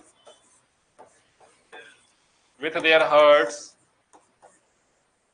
है ना, भेड़ बकरी सब के साथ में, with their herds in search of pastures, इसी को ट्रांसह्यूमेंस बोलते हैं। बेसिकली होता क्या है, जैसे कि पर्वतीय क्षेत्र में, जो कि माउंटेनियस जो रीजन है, वहां पे ड्यूरिंग विंटर्स क्या होगा, बर्फ काफी आ जाता है ना, बर्फ आ जाएगा। तो सपोज कि विंटर में क्या हो गया कि यहाँ पे पूरा जो है बर्फ, सपोज कि कश्मीर का एग्जांपल ले लो ना, कश्मीर वैली में पूरा बर्फ आ जाएगा पहाड़ पे, तो क्या कोई भी घास का जो है पट्टी यहाँ पे जो है सो खुला रहेगा क्या? नहीं खुला रहेगा। तो वैसे में क्या होगा कि जो लोग हैं ऊपर वाले एरियाज में, है ना, वो नीचे अपना वैलीज में चले जाएंगे। लेकिन जैसे ही समर आना स्टार्ट होगा तो क्या होगा, ये सब आइस है सो, जो स्नो है ये मेल्ट होने लगेगा, और यहाँ पे स्लोप पे नया नया घास है सो उगने लगेगा। तो फिर से ये लोग क्या करेंगे, अपना भेड़ बकरी को लेके ऊपर चले जाएंगे। इसी प्रैक्टिस को ट्रांसह्यूमेंस कहा जाता है। समझ में आ गया? It is the movement of the people with their hertz in search of pastures, है ना, ट्रांसह्यूमेंस। तो ट्रांसह्यूमेंस बेसिकली जो भी हिमालयन रीजन्स है, जम्मू एंड कश्मीर में, हिमाचल प्रदेश में, उत्तराखंड में, है ना, वहाँ पे वहाँ के जो लोकल ट्राइब्स जो होंगे, वो बेसिकली ये सब, है ना, प्रैक्टिस करते हैं। ट्रांसह्यूमेंस उसको कहते हैं। समझ में क्या? क्या इंडिजिनियस? हाँ, मतलब जो लोकल जो लोग हैं वहाँ पे, है ना, जैसे कि कुछ इंपॉर्टेंट ट्राइब्स का नाम है, हर जगह होता है ना, जहाँ पे भी लोग जो है एनिमल हस्बेंड्री ये सब करेंगे, है ना, तो पास्चर्स को लेकर के सीजन्स के हिसाब से मूव करते रहते हैं, है ना। तो पहाड़ी इलाका में चूंकि वेजिटेशन है सो चेंज होते रहता है, तो वहां पे ये सब ज्यादा देखने को मिलता है, ट्रांसह्यूमेंस, है ना। गुज्जर्स, है ना, Bakarwals, Bhotias and Gaddis, these are the mountainous tribes of India. ठीक है, तो ये सभी ट्रांसह्यूमेंस प्रैक्टिस करते हैं। समझ में गया? गुज्जर्स हैं, बकरवाल्स हैं, भोटियाज हैं, गद्दीज हैं, है ना, ये सभी ट्राइब्स जो हैं आपको चारागाहों के इस्तेमाल के लिए, है ना, पास्चर लैंड्स मतलब कि चारागाह, जहाँ पे काफी ज्यादा घास हो और वहाँ पे उनका जो भी हर्ड है ना, वो उसको जाकर के फूड फूड ये सब मिल जाए, उस वजह से सर्च में घूमते रहते हैं। ठीक है। The southern slopes of the Himalayas carry a thicker vegetation cover because of relatively higher precipitation than the drier north-facing slopes. समझ में आया कि ये वाला पार्ट कि हिमालय की दक्षिणी ढलानों पर अपेक्षाकृत अधिक वर्षा के कारण अधिक वनस्पति आवरण होता है, जबकि शुष्क उत्तरमुखी ढलानों पर अधिक वर्षा, ये गलत ट्रांसलेशन है, वहां पे कम वर्षा होती है ना, नॉर्दर्न फेस पे है तो कम बारिश होगा, इसकी वजह से वहां पे ड्राई वेजिटेशन आपको दिखाई देगा। ठीक है। At higher altitudes, mosses and lichens form part of the tundra vegetation, यानी कि जहां पे सबसे ऊपर में चले जाओगे, जहां पे बर्फ हिमालय में पाया जाएगा, वहां पर आपको इस बार एग्जाम के लिए इंपॉर्टेंट खराई कैमल नहीं है, इस बार नहीं है। अच्छा, 2024 has been declared as the year of camel. अच्छा, तो पूछ सकते हैं फिर तो। ठीक है, ये क्या होता है, लाइकेंस क्या होता है?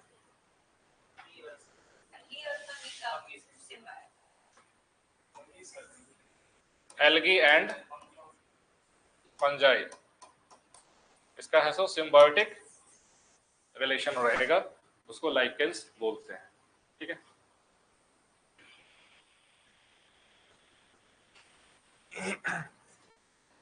The southern slopes, southern mountain forests include the forest found in three distinct areas of peninsular area. अब देखो, नॉर्दर्न माउंटेन तो हमने देख लिया, साउदर्न माउंटेन में देखो कहाँ कहाँ पे है, तो वेस्टर्न घाट्स पे है, विंध्यास पे है और नीलगिरीज पे है। ठीक है। As they are closer to the tropics and only 1500 meter above the sea level, vegetation is temperate in the higher regions. ठीक है, and subtropical on the lower regions of the western Ghats. देखो, सिंपल सा बात है कि western Ghats को अगर आप देखो तो ऑलमोस्ट ऐसा ट्रॉपिकल रीजन, मतलब नियर द इक्वेटर, हालांकि इक्वेटर के बहुत पास नहीं है, बट इंडिया का अगर टोटल लेंथ में देखोगे तो टुवर्ड्स इक्वेटर है, तो वहां पे टुंड्रा टैगा नहीं मिलेगा। कितना भी हाइट पे चले जाओगे तो टुंड्रा जो जिस तरीके से हिमालय पे है वो सब वहां पे नहीं मिलेगा, लेकिन हाइट के हिसाब से टेम्परेट क्लाइमेट जरूर, टेम्परेट वेजिटेशन है सब देखने को मिलेगा वहां पे, है ना, वही पॉइंट यहाँ पे लिखा गया। ठीक है। The temperate forest are called as sholas, ये इंपॉर्टेंट है, बहुत इंपॉर्टेंट है, सोला वेजिटेशन बोलते हैं, सोला। कई बार आपसे एग्जाम में पूछा जाता है कि consider the following statements with respect to the shola vegetation, shola वनस्पति जो है कहाँ पे पाया जाता है, तो ये आपको वेस्टर्न घाट्स में पाया जाएगा, है ना, हिमालयाज आंसर मत कर देना वहां पे। और ये किस तरीके का है, ट्रॉपिकल है कि टेम्परेट, तो टेम्परेट वेजिटेशन, ग्रासलैंड है basically. These are the sholas are the temperate grasslands found on the slopes of the western Ghats, western Ghats के ढालों पे जो घास का जो एक पट्टी है जो कि टेम्परेट रीजन का एग्जांपल है, उसको क्या कहेंगे, सोलाज बोलेंगे, सोला बोलेंगे, है ना, याद रखना, ये बहुत इंपॉर्टेंट है, एग्जाम में पूछा जाता है। ठीक है, तो जो भी है नीलगिरी हिल्स है, अनामलाई हिल्स है, पलनी हिल्स है, वहां पे आपको, है ना, समशीतोष्ण वनों को सोला कहा जाता है। ठीक है। Some of the other trees of this forest of economic significance include magnolia, है ना, laurel, cinchona, wattle. Such forests are also found in the Satpura and the Maikal ranges. ठीक है, तो ये इंपॉर्टेंट नाम है, याद रख लो। मैग्नोलिया, लॉरेल, सिंकोना, वेटल जो है कहाँ का है, तो ये सभी माउंटेन फॉरेस्ट है, और ये नीलगिरी वेस्टर्न घाट्स वाले रीजन में है, सो पाया जाएगा। ठीक है। नीलगिरी ये सब तो खैर बहुत इंपॉर्टेंट है एग्जाम के लिए, है ना, वहाँ पे कोई नया स्पीसीज हर साल कुछ ना कुछ डिस्कवर होता ही रहता है ना, उसको ध्यान में रखना होता है। आपके एग्जाम के लिए करंट अफेयर्स में जब भी पढ़ो तो खास करके नीलगिरीज या फिर अंडमान निकोबार में अगर कुछ स्पीसीज मिलते हैं तो वो आपके एग्जाम के लिए इंपॉर्टेंट हो जाता है।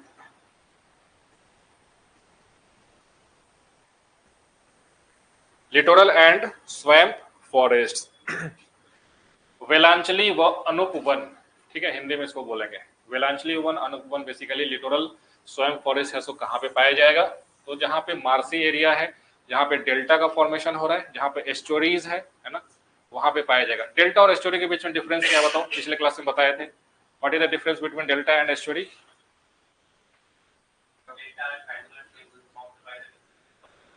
ठीक है,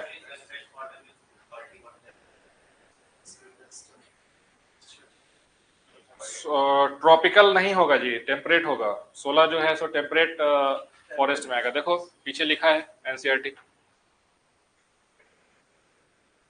the temperate forest are called as sholas, है ना। टेम्परेट लिखा हुआ है, एनसीईआरटी का स्टेटमेंट है temperate.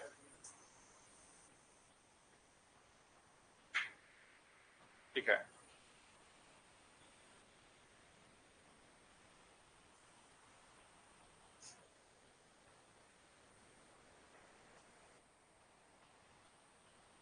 So these type of forest are found in coastal and wetland regions, है ना, यानी कि जो तटीय क्षेत्र है, जो वेटलैंड्स यानी कि जो आर्द्र भूमि है, वहां पे आपको पाया जाएगा। These are characterized by their unique adaptation to waterlogged conditions and proximity to water bodies, यानी कि जहां पे जल जमाव रहेगा, जहां पे बोर्ड बंद हो गया,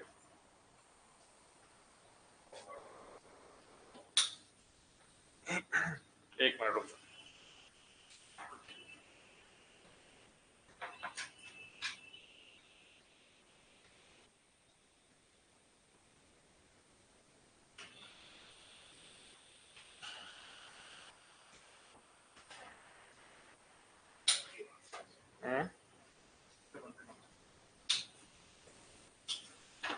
ये बोर्ड कैसे बंद हो गया?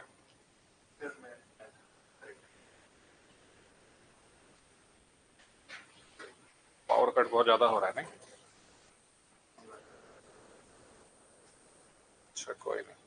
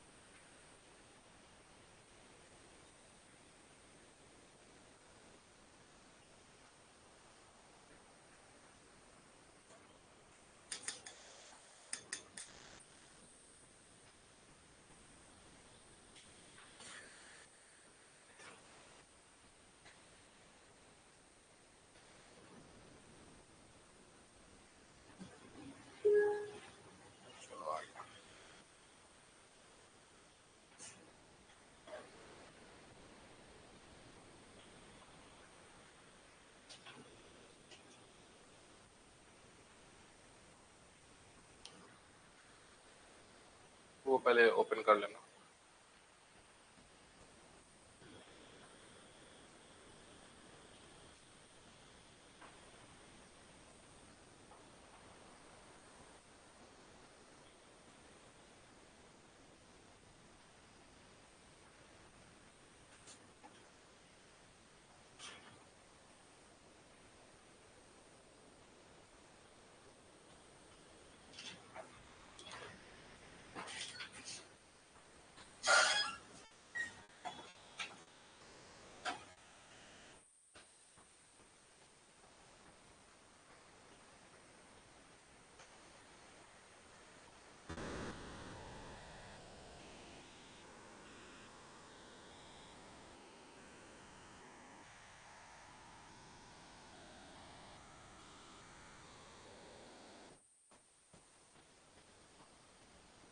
ये हो गया क्या? ये भी हो गया ना। हाँ, लिटरल डिस्कस करें।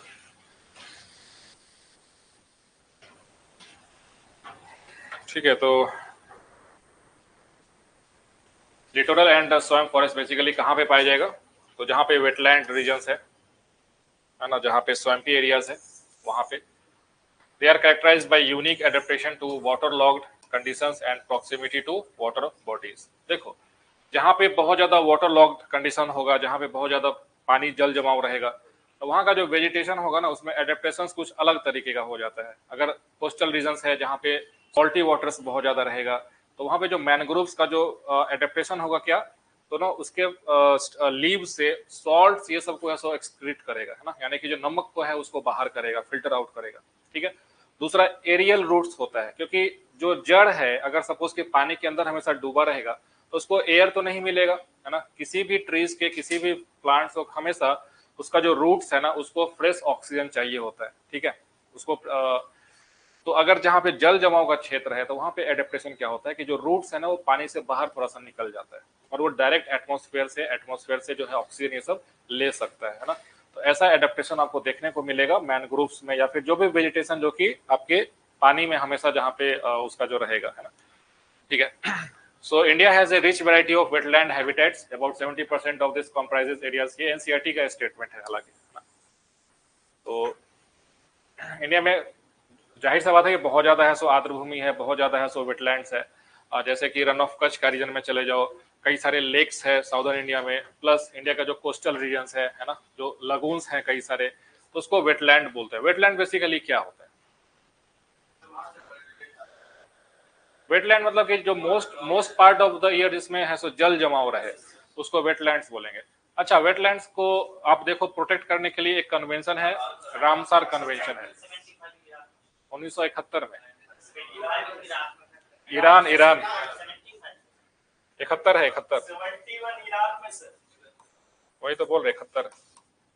1971 ईरान में एक सिटी है रामसर, तो वहां पे कन्वेंशन हुआ। इंडिया भी इसका है सो सिग्नेटरी है रामसर कन्वेंशन का। और रामसर कन्वेंशन का जो जो सबसे इम्पोर्टेंट है,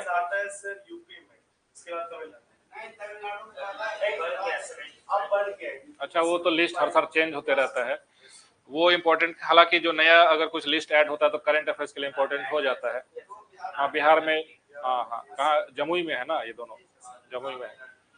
तो ये ऐड हो, हालांकि लिस्ट एक है लगाए हुए लास्ट में, तो वो हम नहीं कह रहे। वेटलैंड्स को समझो कि वेटलैंड्स जो है कैसे हेल्पफुल कैसे होता है।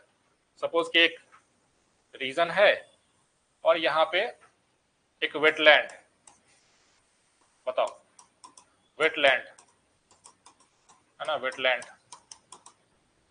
ये एक वेटलैंड है। वेटलैंड्स को प्रोटेक्ट करने के लिए क्या जरूरत है, क्यों हमें वेटलैंड्स को है सो बचाने की आवश्यकता है, इसको प्रोटेक्शन देने का क्या मतलब है, क्यों आर्द्र भूमि को क्यों बचाना चाहिए?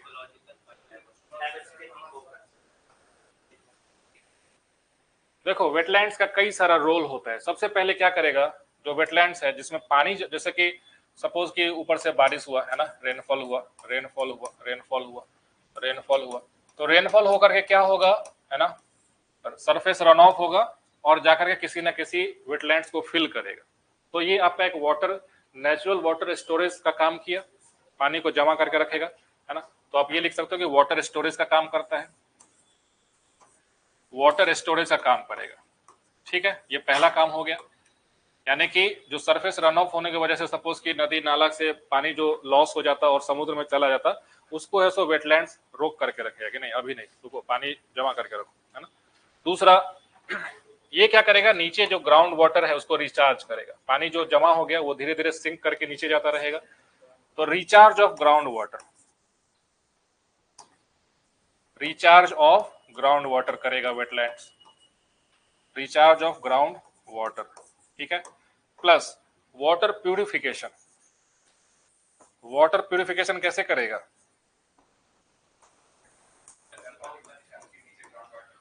जो वेटलैंड्स होते हैं इसमें कई सारे सैंड, सिल्ट, ये सब का है सो बेस रहता है, तो जब पानी उसके थ्रू से, उसके माध्यम से जब नीचे जाएगा तो छन करके साफ होते हुए नीचे आपके जो ग्राउंड वाटर है उसके फॉर्म में पहुंच जाएगा, जो कि आप उसको कल को यूज कर सकते हो ड्रिंकिंग पर्पसेस के लिए, इरिगेशन पर्पसेस के लिए आप यूज कर सकते हो, है ना। ये हो गया।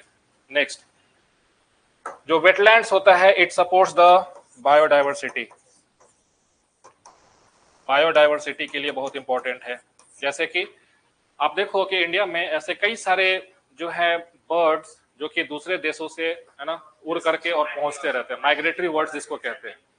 तो जो माइग्रेटरी बर्ड्स होते हैं, है ना, वो वेटलैंड्स वाले रीजन में आपको ज्यादा पाया जाएगा, है ना। तो कहने का मतलब है कि वेटलैंड्स में आपको ऐसा फिश एक्वेटिक सिस्टम रहेगा, उस पर डिपेंडेंट जो बर्ड्स हैं जैसे कि बगुला है, सारस है, क्रेन है ना, ये सभी आपको, साइबेरियन क्रेन, ये सब उसमें पाया जाएगा, है ना। तो कहने का मतलब है कि बायोडाइवर्सिटी के लिए भी बहुत इंपॉर्टेंट ऐसा हो जाता है। प्लस आपके एग्रीकल्चर के लिए, एग्रीकल्चर के लिए, है ना, आपके जो है फिशिंग के लिए, है ना, इन सारे एक्टिविटीज के लिए भी वेटलैंड्स जो है सो इम्पोर्टेंट है ना। तो इसी वजह से वेटलैंड को जो है डेंजर क्या सब है, किन सब चीजों से खतरा है, तो सबसे ज्यादा खतरा है एंथ्रोपोजेनिक फैक्टर्स की वजह से। कि क्या हो रहा है कि वेटलैंड्स जो है उसमें हम लोग क्या करते हैं, जहां पे भी वेटलैंड्स जो है इकोसिस्टम है ना, उसमें हम लोग कचरा ये सब फेंक देंगे, ठीक है, उस पर लैंडफिल बना देते हैं। तो लैंडफिल बना देने से क्या होगा कि वेटलैंड जो है सब पूरा का पूरा भर गया, है ना, इसको हमने लैंडफिल बना दिया। तो लैंडफिल जब बना दोगे, उसको जब भर दोगे वेटलैंड्स को, तो इसकी वजह से देखो प्रॉब्लम्स क्या होगा। सबसे पहला प्रॉब्लम होगा फ्लडिंग का, कि जो पानी वेटलैंड्स अपने पास स्टोर करके रखता था, अब ये तो स्टोरेज खत्म, तो जो भी पानी आएगा वाटर लॉगिंग होगा, फ्लडिंग होगा, जो कि आपके जैसे कि बेंगलोर वाले जगह में देखो, या फिर जो भी अर्बन एरियाज है जहाँ पे पहले से लेक्स वेक्स काफी जहाँ पे था, अगर वो सब भर गया है तो अब अर्बन फ्लडिंग ये सब ज्यादा होने लगा है, क्योंकि आपने नेचुरल वेटलैंड्स का बैंड बजा दिया, आपने उसको आपने भर दिया, ठीक है, ये हो गया। प्लस ग्राउंड वाटर रिचार्ज नहीं होगा, ग्राउंड वाटर रिचार्ज नहीं होगा, तो इसके वजह से क्या होगा कि आपका जो वाटर टेबल है वो और नीचे चला जाएगा। तो वाटर टेबल जब नीचे चला जाएगा तो क्या वाटर स्ट्रेस जो है सो बढ़ेगा कि नहीं, है ना। तो आज के समय जो भी अर्बन सिटीज हैं, समर्स में देखो कितना ज्यादा वाटर स्ट्रेस वहां पे देखने को मिलता है। इसके पीछे का रीजन ये है कि in due course of urbanisation we have destroyed all our natural wetlands. समझ में गया। तो और भी अब इसका चूंकि वेटलैंड नहीं रहेगा तो बायोडाइवर्सिटी नहीं रहेगा, वाटर प्यूरिफिकेशन नहीं होगा, रिचार्ज नहीं होगा, बाकी और सब चीज जो है प्रॉब्लम्स आप उसको लिख सकते हो। इसी वजह से वेटलैंड्स को प्रोटेक्ट और प्रिजर्व करने की है सो जरूरत है। तो जो रामसर कन्वेंशन है वो आपको वेटलैंड्स को प्रोटेक्ट और उसको कंजर्व करने के लिए एक पहल है, जो कि 1971 में है। कई सारे कंट्रीज ने ईरान में असेंबल होकर के, ईरान का एक जगह है रामसर, वहां पे ये कन्वेंशन हुआ कि भाई पूरे वर्ल्ड में वेटलैंड्स को प्रोटेक्ट करने की है सो आवश्यकता है, क्योंकि इस पे हमारा ह्यूमन का जो है बहुत ज्यादा डायरेक्ट और इनडायरेक्ट रूप से है सो डिपेंडेंसी होता है ना। तो इसी में एक आता है कॉन्सेप्ट मॉन्ट्रेक्स रिकॉर्ड का। व्हाट इज मॉन्ट्रेक्स रिकॉर्ड, किसी को पता है? मॉन्ट्रेक्स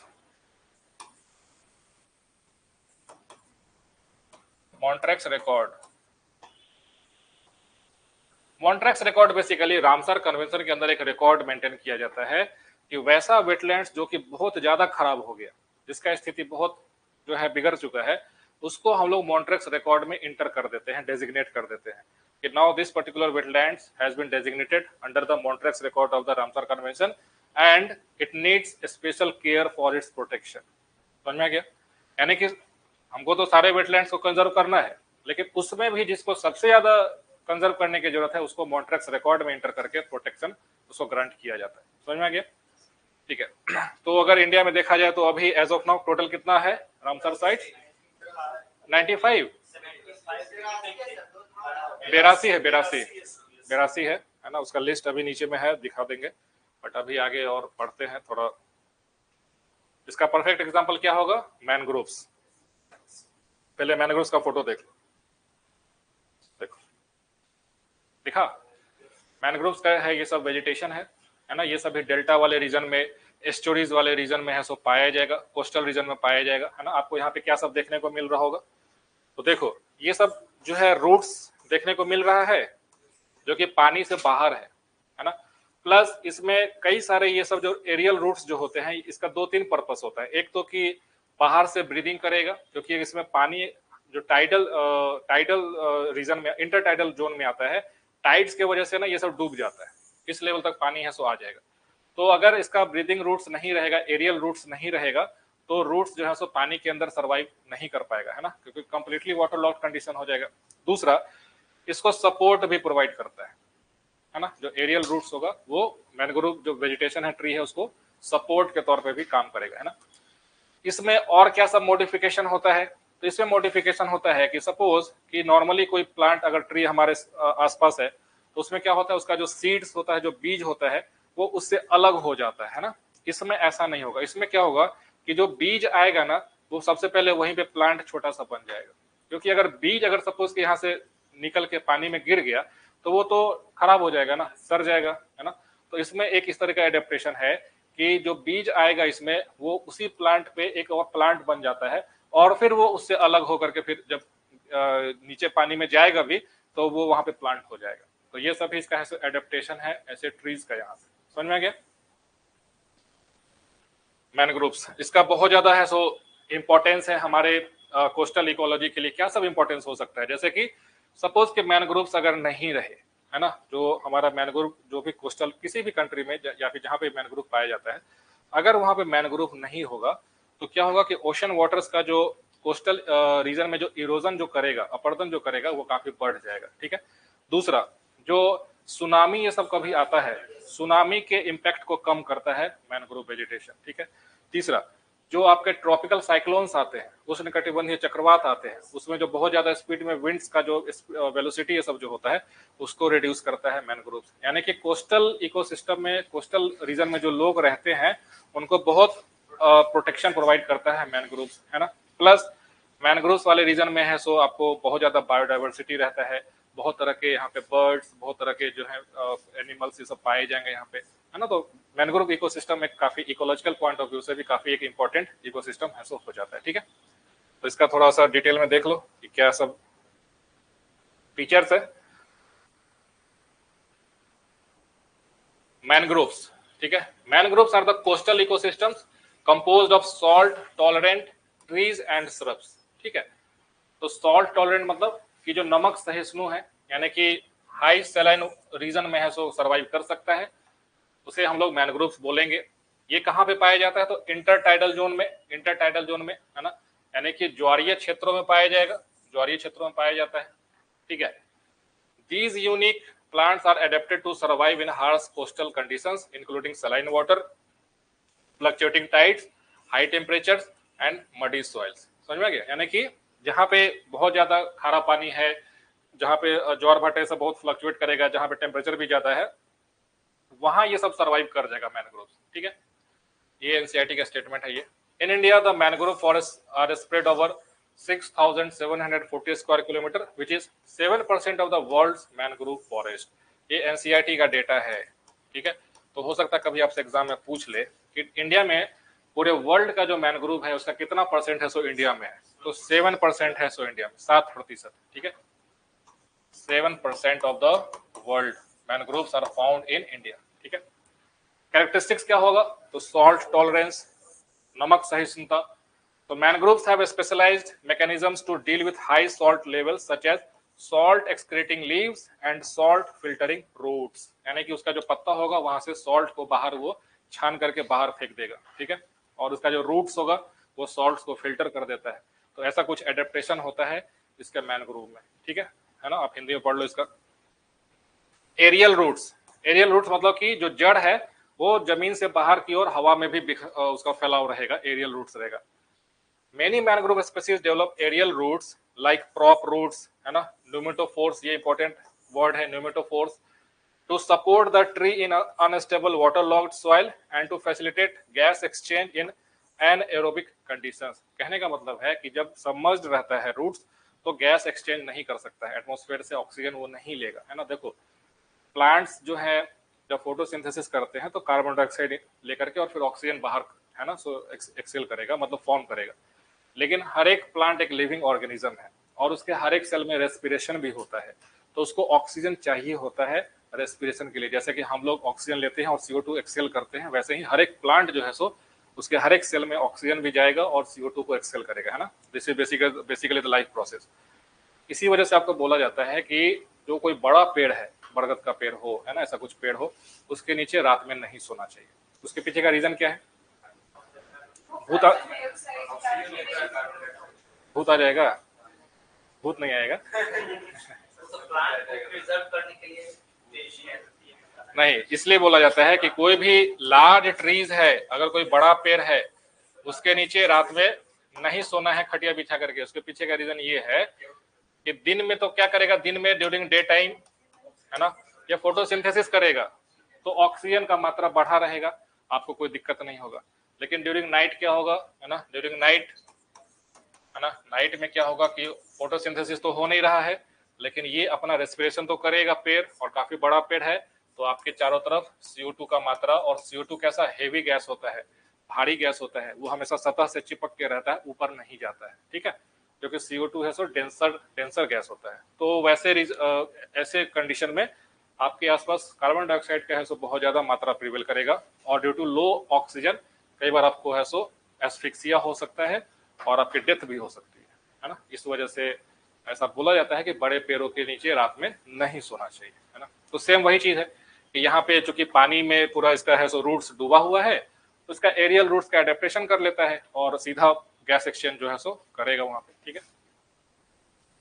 विविपेरिटी, है ना, ये दो वर्ड याद रखना, न्यूमेटोफोर्स, ठीक, और विविपेरिटी, है ना। ये आपको एग्जाम में यही दो वर्ड्स दे करके डिस्क्राइब करता है मैनग्रोव को ऑब्जेक्टिव क्वेश्चन में।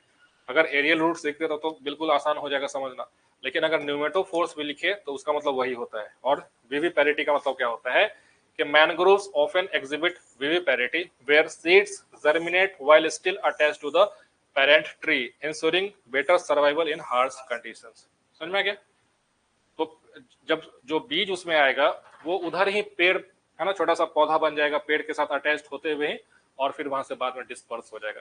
इसको विविपेरिटी बोलते हैं। विविपेरिटी मतलब कि लाइव बर्थ देना, जैसे कि जो मैमल्स होते हैं, है ना, उसके बेसिकली क्या है, तो जो भी बच्चे होंगे वो यंग जो है सो लाइव बर्थ होता है, ऐसा नहीं कि एक से रहेगा जैसे बर्ड्स वर्ड्स में होता है ना, तो उसी को विविपेरिटी है सो बोला जाता है।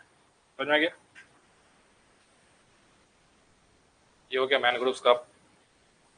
इसका सिग्निफिकेंस क्या है, ठीक है। भारत में मैनग्रोव्स कहाँ कहाँ पे है? India has extensive mangrove forest along its coast line. West Bengal में है, उड़ीसा में है, आंध्र प्रदेश, जो भी डेल्टा का रीजन जहां जहां है सब जगह आपको मैनग्रोव्स देखने को मिलेगा। कर्नाटका, गोवा, महाराष्ट्र, गुजरात, सब जगह, ठीक है। इकोलॉजिकल इंपॉर्टेंस क्या है? Coastal protection, mangroves act as a natural barriers के तौर पे काम करेगा against storm surges, tsunamis, coastal erosion, protecting inland areas. समझ में आ गया? ठीक है। यानी कि मैनग्रोव ऐसा तूफानी लहरों, सुनामी और तटीय कटाव के खिलाफ प्राकृतिक बाधाओं के रूप में कार्य करते हैं और अंतर्देशीय क्षेत्रों की रक्षा करते हैं। Biodiversity, they provide habitat for a wide range of species including fish, crustaceans, birds and other wild life. अब वहां पे छोटा मछली रहेगा, है ना, वहां पे घोंगा ये सब रहेगा, क्रस्टेशियंस जो है वैसा जो सेल जिसपे रहता है, और कई तरह का बर्ड्स वहां पे आपको पाया जाएगा। तो बायोडाइवर्सिटी को भी, है ना, प्रमोट करेगा मैनग्रोव्स, ठीक है। कार्बन सिक्वेस्ट्रेशन, कार्बन सिक्वेस्ट्रेशन क्या होता है? अरे कोई भी ट्री है कार्बन डाइऑक्साइड को एब्जॉर्ब करता है, फोटोसिंथेसिस करेगा, ग्लूकोज में कन्वर्ट कर देगा। तो कहने का मतलब है कि एटमॉस्फेयर में जो CO2 प्रेजेंट है उसको वो स्टोर कर लेता है, इसी को कार्बन सिक्वेस्ट्रेशन बोलते हैं, ठीक है। तो जहां पे मैनग्रोव फॉरेस्ट काफी ज्यादा, कोई भी forest ecosystem, not only mangroves, कोई भी फॉरेस्ट जो है सो एज ए कार्बन सिंक के तौर पे काम करता है। तो कार्बन सिंक के तौर पे काम करता है कौन से प्रोसेस से? तो कार्बन सिक्वेस्ट्रेशन, बेसिकली फोटोसिंथेसिस जो होगा, है ना, जैसे कि एटमॉस्फेयर से CO2 लेगा प्लस वाटर, है ना, और इसको कन्वर्ट कर देगा ग्लूकोज में, C6H12O6 प्लस O2, है ना, जो कि रिलीज हो जाएगा एटमॉस्फेयर में। तो एटमॉस्फेयर से कार्बन डाइऑक्साइड को ग्लूकोज में कन्वर्ट कर देता है, और ग्लूकोज क्या, तो उसके टिश्यूज में, है ना, प्लांट का ग्रोथ में उसमें कंज्यूम होते रहता है ना, तो उसी को कार्बन सिक्वेस्ट्रेशन कहते हैं। समझ में आ गया? और plus water quality, mangroves filter pollutants from the water improving water quality and clarity, ये सब इसका एक जो है सो कैरेक्टरिस्टिक्स होता है, ठीक है। ये हो गया मैनग्रोव्स के बारे में। एक फॉरेस्ट रिपोर्ट का डेटा जो है, रिसेंटली जो फॉरेस्ट सर्वे ऑफ इंडिया का जो है रिपोर्ट आया था, उसका हालांकि बहुत सारे डिटेल में रहता है, उतना स्टडी करने का जरूरत नहीं है, लेकिन कई बार पीटी में नहीं ये सवाल पूछता है दो स्टेट्स के एक फैक्ट कि भारत में कौन सा ऐसा राज्य है जिसमें सबसे ज्यादा फॉरेस्ट कवर है? MP, मध्य प्रदेश, ठीक है। तो ये याद रखना कि जो मध्य प्रदेश है, मध्य प्रदेश में it holds the largest forest cover in the country, ठीक है। मध्य प्रदेश जो राज्य है वहां पे सबसे ज्यादा है सो फॉरेस्ट कवर है, ठीक है। इसके बाद है सो अरुणाचल प्रदेश, फिर छत्तीसगढ़, फिर उड़ीसा और महाराष्ट्र, ठीक है। तो ये याद रखना मध्य प्रदेश MP में है। लेकिन एक सवाल और पूछता है कि कौन सा ऐसा राज्य है जिसका उसका टोटल भौगोलिक क्षेत्र का, टोटल ज्योग्राफिकल एरिया जो है उसका मैक्सिमम परसेंटेज वहां पे फॉरेस्ट है? तो मिजोरम हो जाएगा उसका आंसर, ठीक है। तो उसका आंसर है सो मिजोरम हो जाएगा। तो ये दोनों में समझ में आया कि नहीं कि टोटल फॉरेस्ट एरिया पूछे कहां ज्यादा है तो मध्य प्रदेश, लेकिन अगर किसी राज्य का ज्योग्राफिकल एरिया का मैक्सिमम परसेंटेज कहां होगा तो मिजोरम होगा। ये आपके एग्जाम में पूछता है, इंपॉर्टेंट है, याद रखना, ठीक है, मिजोरम। 2021 के बाद का डेटा नहीं आया है ना, 23 का नहीं आया अभी तक ना। हाँ 2021 वाला ही है, क्योंकि हम खोज रहे थे तो 23 का डेटा मिला नहीं हम। हालांकि हर 2 साल पे रिलीज करना है इसको, तो अभी लगता है इस साल आ ही जाएगा क्या। ठीक है, list of Ramsar sites in India 2024, इसमें टोटल देख लो कितना है। हाँ 82 है अभी एज ऑफ नाउ, 82 है। ठीक है, तो कई बार आपसे इसका लोकेशन पूछ देता है, एक बार देख लो।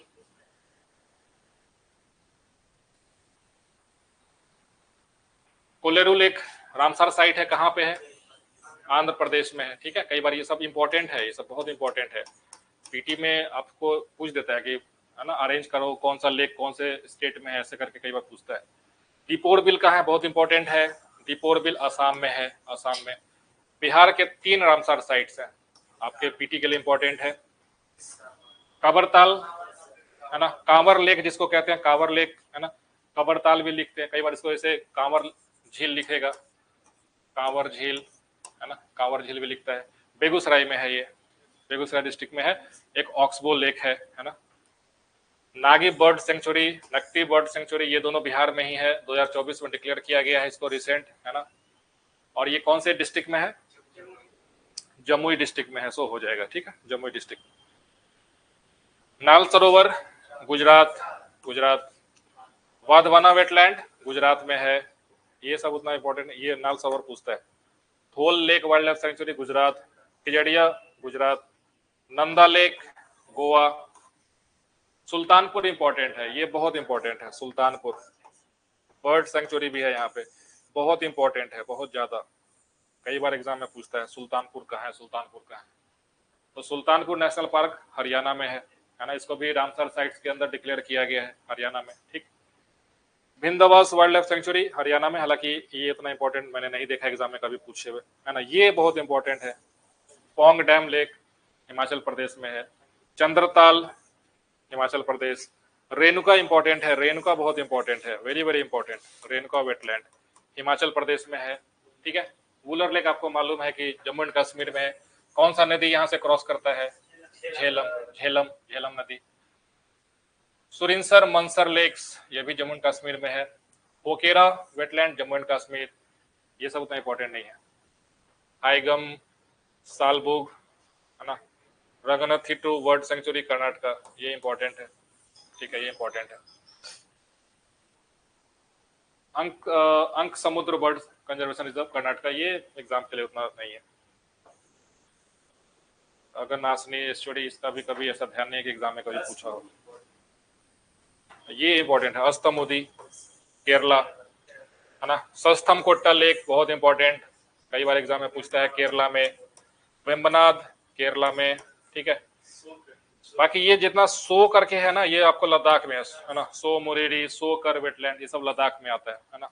प्लस भोज वेटलैंड्स बहुत इंपॉर्टेंट है, मध्य प्रदेश में है। सिरपुर वेटलैंड मध्य प्रदेश में है, हालांकि वैसा एग्जाम में नहीं आता है, बट हाँ भोज वेटलैंड्स पूछता है। नेक्स्ट, साखिया सागर मध्य प्रदेश, यशवंत सागर मध्य प्रदेश, ये इंपॉर्टेंट है। नांदूर मंदमेश्वर महाराष्ट्र। लोनार लेक महाराष्ट्र है ना, लोनार लेक महाराष्ट्र में है। थाने क्रीक महाराष्ट्र में है, ये बहुत इंपॉर्टेंट है। लोकटक लेक, लोकटक लेक, अगर इन सारे लिस्ट में देखा जाए तो 80% चांस है कि लोकटक के बारे में पूछता है। लोकटक लेक कहाँ पे है, मणिपुर में। इकलौता वहां का एक साइट है जिसको रामसर कन्वेंशन में प्रोटेक्शन प्रोवाइडेड किया गया है, लोकटक लेक में। लोकटक लेक किस लिए फेमस है बताओ? लेगून, फ्लोटिंग ग्रास, क्या बोलते हैं उसको, क्या बोलते हैं उसका नाम क्या है, फ्लोटिंग ग्रास को क्या बोलते हैं? अरे केवल, अरे वो नेशनल पार्क है, केवल लमजाओ नेशनल पार्क है, कहाँ, अरुणाचल प्रदेश में। ऑप्शन दे, कुमदिस बोलते हैं। जो लोकटक लेक में जो फ्लोटिंग ग्रास होता है, जो लोकटक लेक है उसमें फ्लोटिंग ग्रास पाया जाता है। ठीक है, इसको क्या बोलते हैं? कुमदिस है ना, यही बोलते हैं ना। Floating lake Loktak, dancing dear, yes. और यहाँ पे एक डियर का वैरायटी पाया जाता है, उसको क्या बोलते हैं, डांसिंग डियर, नृत्य करता हुआ हिरन, डांसिंग डियर। डांसिंग डियर का दूसरा नाम क्या होता है, सांगाई डियर, सांगाई डियर, समझ में आ गया, Sangai deer. Dancing deer also called as Sangai deer is found in your Manipur, है ना, मणिपुर, ठीक है, मणिपुर में। ठीक है, हमको लग रहा है क्लास जो है सर का दूसरा स्टार्ट हो जाएगा थोड़ी देर में। बाकी जो लिस्ट है इसको कल भी और देख लेंगे, ठीक है।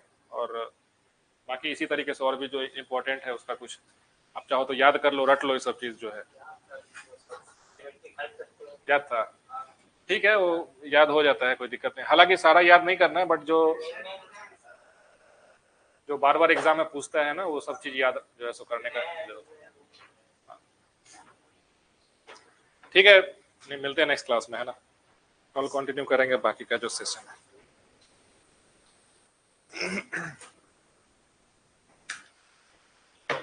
चलो फिर ऑनलाइन जितने बच्चे हैं मिलते हैं फिर नेक्स्ट क्लास में, है ना, क्लास एंड कर रहे हैं। चलो, thank you so much everyone for joining this class.